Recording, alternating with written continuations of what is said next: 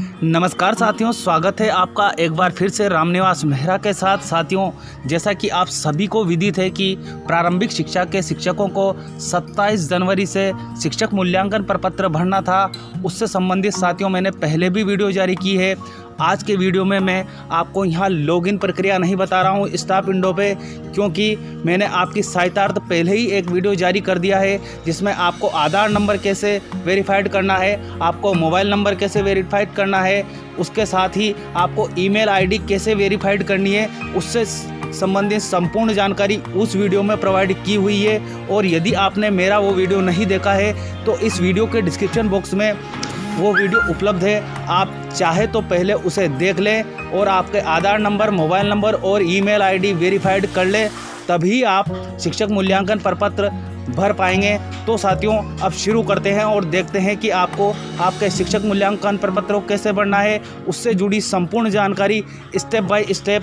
तो आप वीडियो को अंत तक देखिए। साथियों, जब आप स्टाफ विंडो के से लॉगिन होंगे तो इस तरह का पृष्ठ आपके सामने आएगा। अब साथियों, यहाँ जो हमें ये 3 लाइन दिखाई दे रही है वाइट कलर की, इस पर हमें क्लिक करना है। जैसे ही हम इस पर क्लिक करेंगे और अन्य तरह के ऑप्शन हमारे सामने खुलेंगे। अब साथियों, यहाँ एक ऑप्शन हमें मिलता है फॉर्म का, तो इस फॉर्म वाले ऑप्शन पर हमें क्लिक करना है। और जैसे ही हम इस पर क्लिक करेंगे TAF, साथियों ये जैसा कि आपको यहाँ दिखाई दे रहा होगा TAF, तो इस वाले ऑप्शन पर आपको क्लिक करना है। और जैसे ही हम इस पर क्लिक करेंगे एक ऑप्शन और हमारे सामने खुलकर आ जाएगा, TAF टीचर फॉर्मेट सेशन 2020-21, तो इस वाले ऑप्शन पर आपको अब क्लिक करना है। अब साथियों, आपको यहाँ ध्यान देना है, यहाँ लिखा हुआ है शिक्षक मूल्यांकन प्रपत्र। और साथियों, इस शिक्षक मूल्यांकन प्रपत्र में हमें सूचनाएं कहाँ से कहाँ तक दर्ज करनी है, 1 जुलाई 2020 से दिसंबर 2020 तक की। साथियों, अभी की वर्तमान सूचनाएं हमें दर्ज नहीं करनी है। आपको इस बात को बिल्कुल अच्छे से ध्यान रखना है कि जो भी आप यहाँ सूचनाएं दर्ज करेंगे वो 1 जुलाई 2020 से दिसंबर 2020 तक की ही होगी। तो अब आपको चलना होगा यहाँ साथियों नीचे की ओर। जब हम नीचे की ओर जाएंगे तो आपसे संबंधित जानकारी यहाँ आपके सामने डिस्प्ले होगी। अब यहाँ साथियों मैं आपको बता देता हूँ आपकी यूनिक ID, जैसे मैंने मेरे पुराने वीडियो में बताया हुआ है।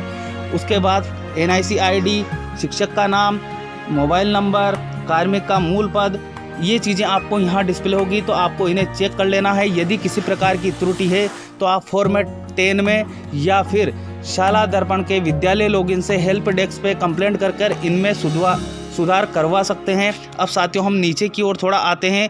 यहाँ पर हमें एक चीज़ मिलती है कि आप यदि आपके विद्यालय में संस्था प्रदान का कार्य संपादित कर रहे हैं तो आपको यहाँ पे क्लिक कर देना है। और यदि नहीं कर रहे हैं तो जैसे कि मैं नहीं करता हूँ मेरे विद्यालय में संस्था प्रदान का कार्य, तो मैंने यहाँ नहीं पर क्लिक किया हुआ है।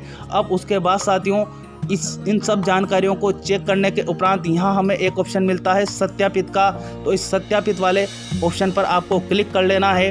और जैसे ही आप इस पर क्लिक करोगे इस तरह का अगला पृष्ठ हमारे सामने यहाँ आ जाएगा। अब साथियों, ये जो फॉर्म है हमें 3 भागों में बढ़ना, क्षमा करें साथियों 4 भागों में बढ़ना है। यहाँ भाग 1 है, भाग 2 है और भाग 3 और 4 संयुक्त रूप से दिए हुए हैं। तो हमें ये ध्यान रखना है कि फॉर्म तो हमारे सामने 3 भाग में खुलेगा, लेकिन तीसरा और चौथा भाग संयुक्त है। तो ये इन तीनों पर हमें कार्य करना है। अब हमारे सामने 1.1 में सूचना मांगी जा रही है साथियों, वर्तमान वर्ष में पढ़ाई जाने वाली कक्षाएं एवं विषय। तो साथियों, इसके लिए मुझे यहाँ ना तो क्रमांक दिखाई दे रहा है, ना ही कक्षाएं दिखाई दे रही है और ना ही विषय दिखाई दे रहा है। इसका समाधान ये है साथियों कि शाला दर्पण के विद्यालय लॉगिन से आपको सब्जेक्ट टीचर मैपिंग करनी होगी, उसके उपरांत ही यहाँ शो होगा। इससे संबंधित वीडियो भी मैं शीघ्र ही जारी करने वाला हूँ। आप इस वीडियो के डिस्क्रिप्शन बॉक्स से उसे प्राप्त कर पाएंगे। यदि आपके यहाँ सब्जेक्ट टीचर मैपिंग अभी तक नहीं हो रही है तो उससे संबंधित वीडियो आपको मैं याद दिला दूँ कि इस वीडियो के डिस्क्रिप्शन बॉक्स में अवेलेबल है। आप वहाँ से जाकर उस वीडियो की सहायता लेकर आपको पहले विद्यालय लॉगिन से जो आपके सब्जेक्ट टीचर मैपिंग है वो कर लेनी है। उसके बाद साथियों, यहाँ आपको कक्षाएं और विषय शो होने लगेंगे। जब कक्षाएं और विषय शो होने लगे तभी आपको ये फॉर्मेट TAF भरना है साथियों। और यह कार्य शाला दर्पण प्रभारी का वो कर देगा। आपकी सब्जेक्ट टीचर मैपिंग।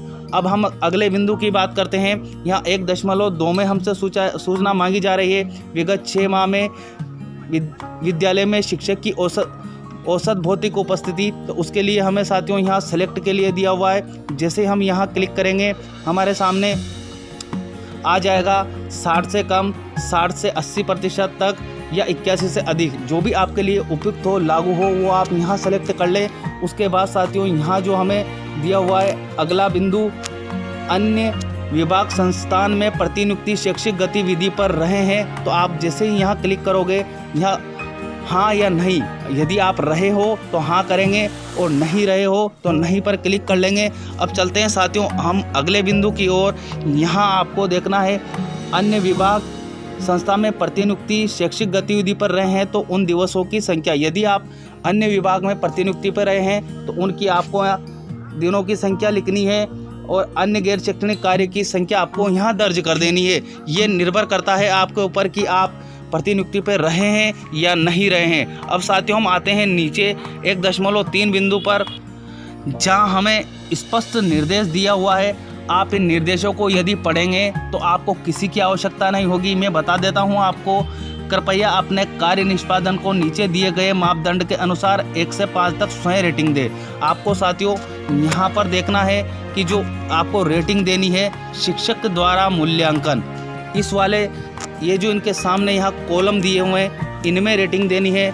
यदि आप बहुत अच्छा कार्य करते हैं, जो भी, जैसे मैं एक यहाँ उदाहरण के तौर पर आपको बता दूं कि जो पहला बिंदु यहाँ दिया हुआ है, विद्यालय में स्व अनुशासन, नियमितता एवं सदाचार, यदि आपका बहुत अच्छा है, आप स्वयं का मूल्यांकन करना है आपको और बहुत अच्छा है तो आपको वहाँ 5 देना है। यदि उससे थोड़ा कम है तो 4 देना है, यदि उससे थोड़ा और कम है तो 3 देना है। तो ये आपके ऊपर निर्भर करता है कि आपको कितनी रेटिंग देते हैं। आपका स्व मूल्यांकन है साथियों। और यहाँ इसके बाद इधर दिया हुआ है हमें संस्था प्रधान नियंत्रण अधिकारी द्वारा मूल्यांकन। तो साथियों ये आपको यहाँ लोग दिखाई देगा। आपको यहाँ कुछ भी नहीं भरना है, ये खाली रहेंगे। जो आपके संस्था प्रधान और नियंत्रण अधिकारी है वो इन चीज़ों को यहाँ वो रेटिंग करेंगे आपकी कि वो आपके बारे में क्या विचार रखते हैं और आपको कितनी नंबर यहाँ दिए जा सकते हैं। अब इसी तरह हमें प्रत्येक बिंदु को रेटिंग कर देना है। इसमें कुल बिंदु है 15, इन 15 की ही रेटिंग आपको स्वयं करनी है। अब साथियों यहाँ हम आते हैं नीचे 1.4 में। तो यहाँ पर जब आपको आपके संस्था प्रधान नियंत्रण अधिकारी रेटिंग कर देंगे तो इस वाले जो ये बिंदु हमें दिया हुआ है, शिक्षक संस्था प्रधान के उक्त निष्पादक सूचकों के आधार पर संस्था प्रधान CBO द्वारा शिक्षक संस्था प्रधान को दी गई ग्रेड। तो ये ग्रेड आपको अपने आप साथियों यहाँ शो होने लगेगी। जितने भी आपके रेटिंग अंक नियंत्रण अधिकारी द्वारा आपको दिए जाएंगे तो वो संबंधित ग्रेड ऑटोमेटिकली शो होने लग जाएगी। और यदि आपकी स्वयं की रेटिंग करते हैं और यहाँ पर क्लिक करते हैं और क्लिक हो जाता है तो बहुत अच्छी बात है। वैसे ये नियंत्रण अधिकारी द्वारा ग्रेड आपको जब दे दी जाएगी उसके उपरांत ही यहाँ शो होगा। अब अगला बिंदु है इसमें संस्था प्रधान के कार्य का समग्र मूल्यांकन। ये नियंत्रण अधिकारी संबंधित कॉलम में टिक करेंगे। तो साथियों ये रही इस पहले जो भाग की है वो सूचना, ये सूचनाएं आपको दर्ज करनी है। अब उसके बाद साथियों यहाँ थोड़ा सा आपको ध्यान देना है। मैं बिल्कुल आपको बारीकी से समझा देता हूँ इस चीज़ को कि हमें जो फाइनल डाटा लॉक का ऑप्शन यही मिल रहा है, ये रेड कलर में है। आपको अभी आपने पहले पृष्ठ पर कार्य किया है तो आपको फाइनल डाटा लॉक यहाँ नहीं करना है। यहाँ आपको सिर्फ एक ऑप्शन मिलता है सेव एंड नेक्स्ट का, तो आपको सेव एंड नेक्स्ट कर देना है। आपके डाटा सेव हो जाएंगे और फिर आपको अगले पृष्ठ पर चले जाना है। जैसे हम सेव और नेक्स्ट करेंगे ऑटोमेटिकली हमारे सामने अगला पृष्ठ आ जाएगा साथियों इस तरह का 1.6 वाला। यहाँ जो आपको साथियों ये जो रेड कलर में मैं फिर याद दिला देता हूँ कि आपको इन इंस्ट्रक्शन को अवश्य पढ़ना है। इसमें दिया हुआ है शिक्षक द्वारा शिक्षण कार्य को बेहतर बनाने में महसूस की जाने वाली चुनौतियाँ किन्हीं 3 बेहद कठिन चुनौतियों को घटते क्रम में वरीयता दे। तो साथियों आपको ध्यान रखना है कम से कम 3 बेहद कठिन चुनौतियों को तो हमें यहाँ वरीयता देना है। अब यहाँ जो हमारे सामने आता है साथियों, एक मैं आपको एग्जाम्पल के तौर पर बता देता हूँ कि पहला यहाँ बिंदु है, इसमें दिया हुआ है बच्चों की अनियमितता। मान लो आपके विद्यालय में बच्चे लगातार आते हैं, बच्चे अनियमित नहीं हैं, तो आप इसको प्रथम चुनौती या कठिनाई नहीं मानेंगे।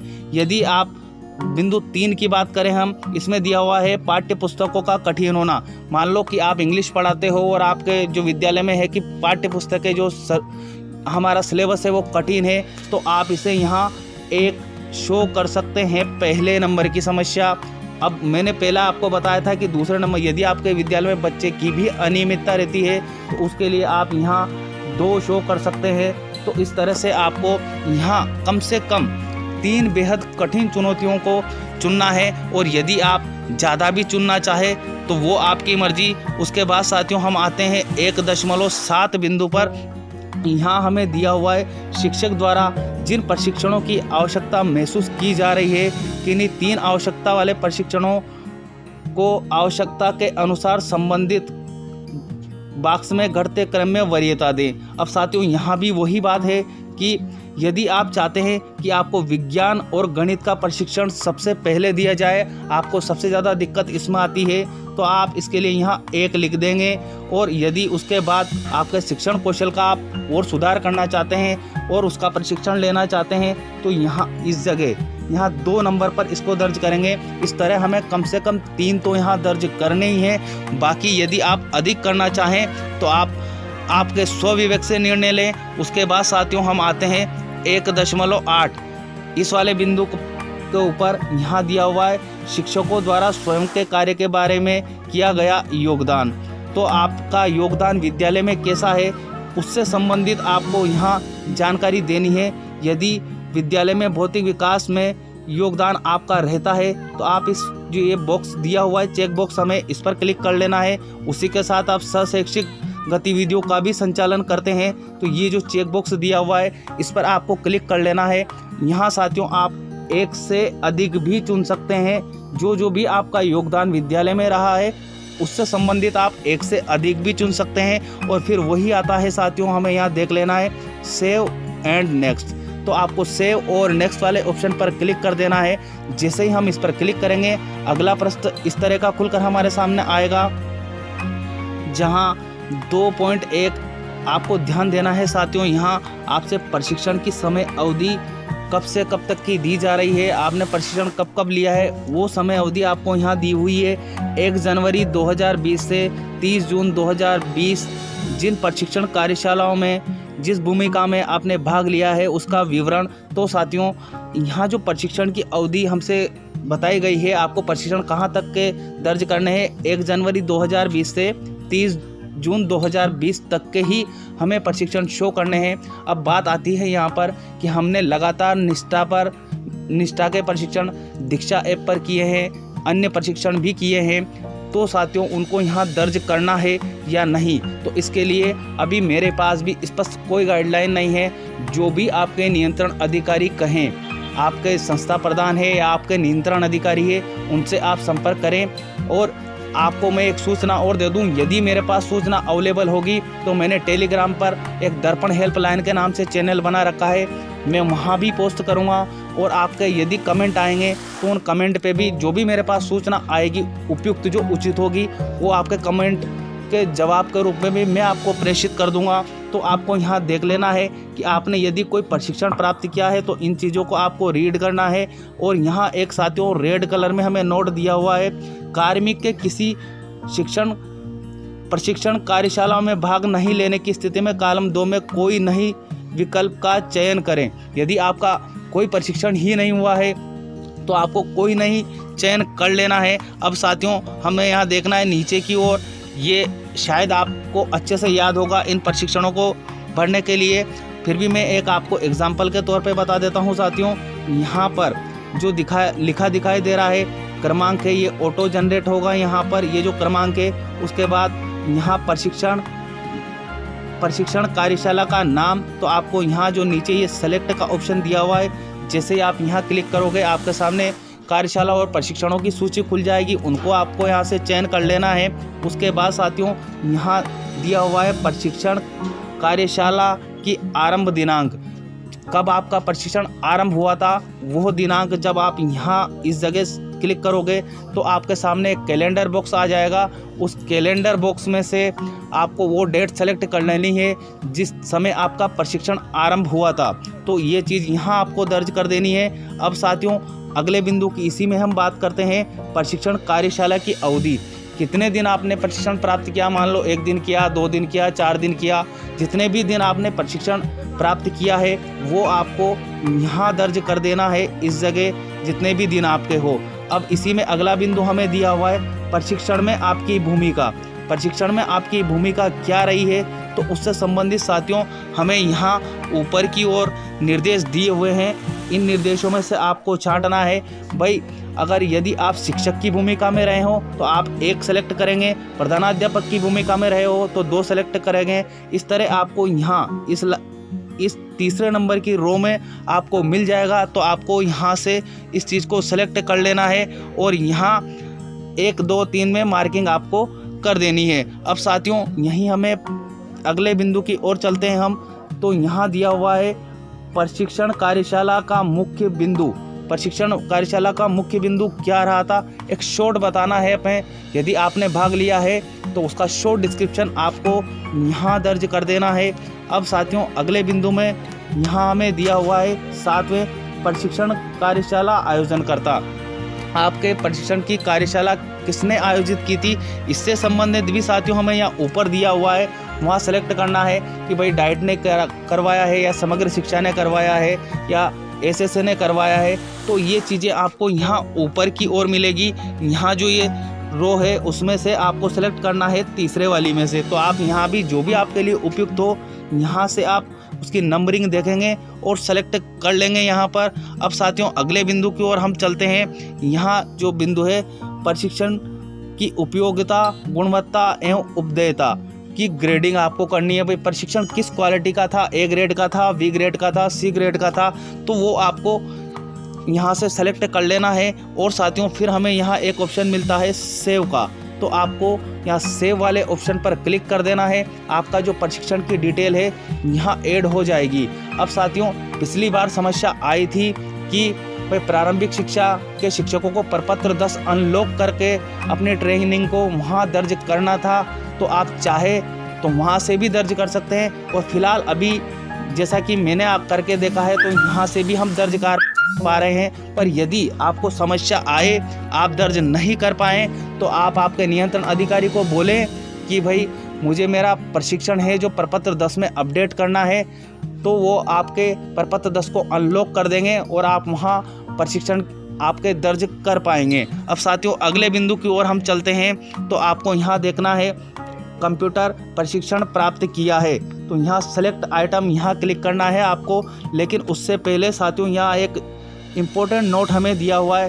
चाहे आपने RACIT कर रखी हो, लेकिन उसे यस में हम सेलेक्ट नहीं कर सकते, क्योंकि यहाँ हमें दिया हुआ है प्रशिक्षण के संदर्भ में, जो कंप्यूटर प्रशिक्षण है उसके संदर्भ में राजस्थान प्रारंभिक शिक्षा परिषद स्तर पर यदि कंप्यूटर प्रशिक्षण प्राप्त किया है तो उसका विवरण ऊपर की तालिका में दे। मतलब जो यहाँ हमें यस तभी करना है जब हमने प्रशिक्षण राजस्थान प्रारंभिक शिक्षा परिषद द्वारा प्राप्त किया हो कंप्यूटर का। तो हम यहाँ जैसे ही क्लिक करेंगे और यहाँ सेलेक्ट करके हम यस सेलेक्ट करेंगे और नहीं दिया है तो नो सेलेक्ट कर लेंगे। अब उसके बाद बात करते हैं साथियों अगले बिंदु की, जहां हमें दिया हुआ है 3.1 कृपया पाठ्य पुस्तक प्रशिक्षण एवं विभागीय प्रशासन की कार्यशैली के संबंध में अपने निष्पादन को नीचे दिए गए मापदंड के अनुसार अपनी राय 1 से 5 तक रेटिंग देकर दें। तो साथियों, आपको यहाँ ध्यान रखना है कि हमारी पाठ्य पुस्तक पाठ्यक्रम के संदर्भ में आपको यहाँ रेटिंग 1 से 5 के मध्य ही करनी है। तो जैसा मैंने आपको पहले भी एक्सप्लेन कर दिया है कि उत्कृष्ट है तो उसके लिए 5 आप यहाँ रेटिंग दे सकते हैं। जैसे इस जगह हमें 5 रेटिंग दे देनी है, वो आपके ऊपर निर्भर करता है कि आप क्या रेटिंग देना चाहते हैं। तो आप इस बिंदु पर इस तरह से कार्य करेंगे और यही साथियों आपका अंतिम भाग है 3 और 4। अब आपको यहाँ अंत में मिलेगा सेव। तो आपको साथियों उक्त जानकारियों को भर लेना है और उसके उपरांत यहाँ सेव कर देना है। जब आपके चारों भाग कंप्लीट हो जाएं तो उसके लिए साथियों हमें उसके बाद सबसे अंत में क्या करना है, यहाँ TAAP का फाइनल डाटा लॉक करे का ऑप्शन आपको अवेलेबल रहेगा। इस पर क्लिक कर लेना है और आपके TAAP को फाइनल लॉक कर देना है। आपके संबंधित नियंत्रण अधिकारी के पास ये फॉर्म पहुंच जाएगा। लेकिन साथियों मेरा आपसे एक विशेष आग्रह है कि अभी आप 1 या 2 दिन में इन चीज़ों को कंप्लीट कर लीजिए और फाइनल डाटा लॉक मत कीजिए, क्योंकि हो सकता है कुछ नए दिशा निर्देश हमारे सामने आ जाए। और यदि फिर भी आपको लगता है कि बिल्कुल मैं करेक्ट हूं तो आप फाइनल डाटा लॉक कर सकते हैं। उम्मीद है साथियों इस वीडियो की सहायता से आपको TAAP भरने में सहायता मिलेगी। और मैं फिर याद दिला दूं कि यदि आपको सब्जेक्ट टीचर मैपिंग करने में समस्या का सामना करना पड़ रहा है तो उसके लिए हालांकि मैंने पहले ही एक वीडियो जारी कर रखा है, आप चाहे तो इस चैनल पर उसे ढूंढ सकते हैं। अन्यथा मैं शीघ्र ही 1 या 2 दिन के अंदर आपको इस वीडियो के डिस्क्रिप्शन बॉक्स में नए वीडियो बनाकर उसका लिंक अवेलेबल करवा दूंगा। मिलते हैं साथियों इसी तरह की वीडियो के साथ, तब तक के लिए जय हिंद जय भारत।